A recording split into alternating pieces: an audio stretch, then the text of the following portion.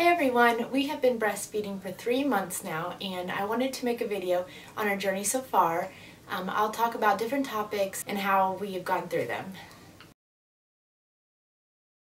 Engorgement was a really big thing I was worried about because I experienced it pretty bad with my boys. And the biggest thing I had going into it was to nurse as frequently as possible and on demand, and that is exactly what we did. There was definitely no schedule with Riley. Anytime she so much as woke up at a very, with those first couple days, I nursed her. I think my milk came in on day 2 or day 3. I want to say it was a little earlier than I had expected, so I think it was day 2. And it still, was quite a bit discomforting. So things that I did to help me with engorgement, like I said, was nurse as frequently as possible. Right before I would nurse Riley, I would put on some warm compresses to get the milk flowing and relieve that pressure. A couple times in between feeding her, I would put some ice bags on, but just for a couple minutes because I believe that can mess around with your supply. In those first couple days, like day 2 through day 4 to 5, I want to say, I did take some ibuprofen for that, and it did help with the inflammation. And that was the first pain med, of any sort that I'd taken at all for her labor or delivery, and I didn't want to. But at the same time, I didn't want, the pain and discomfort to make me want to quit, because there was a time in that first week that I was already ready to throw in the towel and be done with it. And the last thing that helped me with engorgement that I learned probably the second week was to hand express when I was feeling full. Hand expression was really good because it wasn't telling my body to make more milk, which I did not want it to make more milk. I just needed to relieve that pressure in between feedings. Within the first 2 weeks, we'd experienced both clogged ducts and mastitis.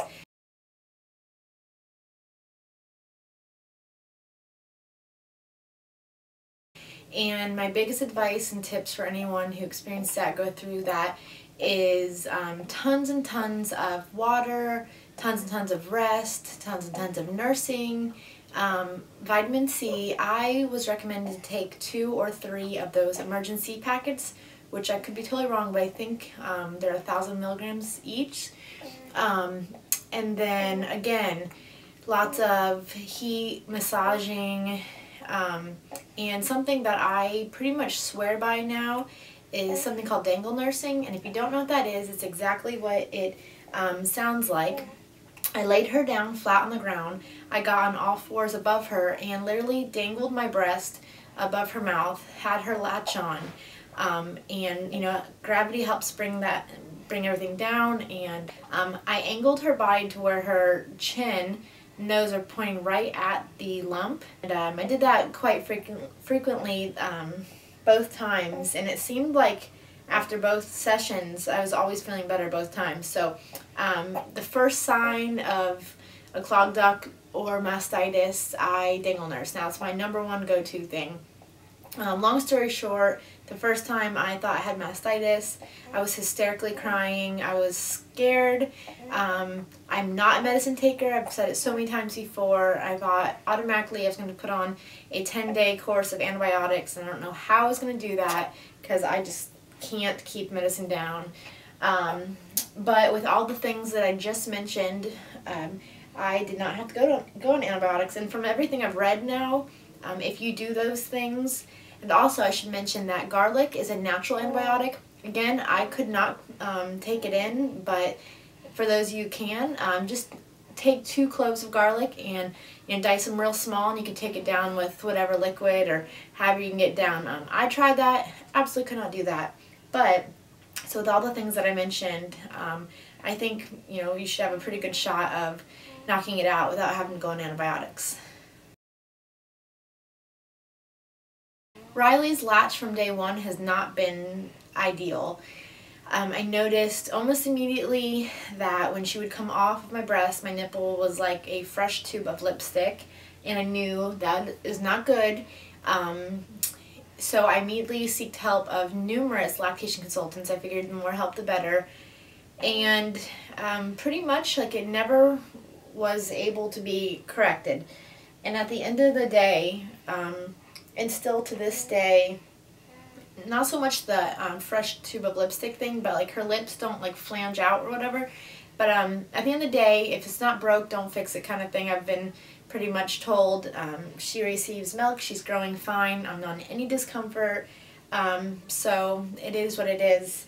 But during that time, I did seek help through a lactation consultant, and she also was a speech language pathologist. She did a full assessment of Riley. She watched her face when I nursed her, she watched her toes, she inserted her fingers into Riley's mouth and kind of felt the muscles on both sides. And from what I gathered, I guess she has, her muscles are tighter on one side of her face than the other. And that when I nurse her, she feels really, really unstable because I guess her toes get really distressed. And so the example she gave me is, you know, when you sit on a bar stool and most people, you would put one leg up on the stool to kind of stabilize you. Well, I guess when I nurse her, she kind of feels like she's falling off of it, and so she makes up with her jaw and just doesn't latch perfectly, you know, perfectly on there.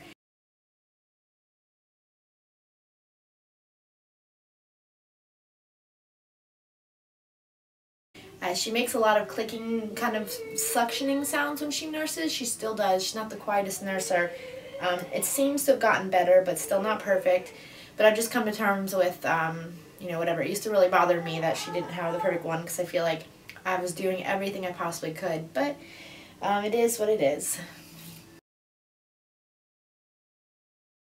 When Riley was about 2 weeks old, I realized that you know, I hadn't really seen a lot or too much yellow mustardy poop from her that I remembered from my boys and from all the reading I had done. And so I soon realized that I believe I had a foremilk hindmilk imbalance, which meant that she was getting too much of my foremilk, the thinner, watery-like milk that comes before the richer, fattier milk. And for whatever reason, it makes their poop green. And so at that point, I began block feeding, which means I would feed her on my left breast about 2 or 3 feedings, as long as I could go without really feeling like this one, you know, was really engorged. And sometimes I would hand express a little bit if, you know, if it hadn't been that long. And then I would switch her to the right and do a couple feedings. And just until maybe 2 weeks ago, we were doing that. And now I kind of just do one breast, one breast, one breast, one breast. We've definitely had our fair share of bumps in the road, but after 3 months, I definitely think we have come to like a new point in our breastfeeding relationship, and I couldn't be any more proud of her and proud of me. And I'm really glad that I sought as much help as I did. I felt really annoying there for a while, calling my lactation consultant, and at some point I felt like all I did all day long was breastfeed her.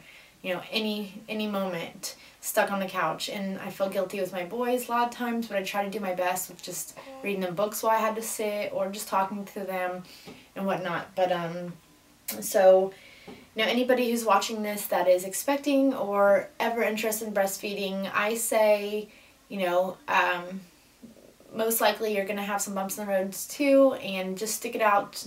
And I promise, it gets so much better, and you'll be so glad you did. So thank you for watching. Bye.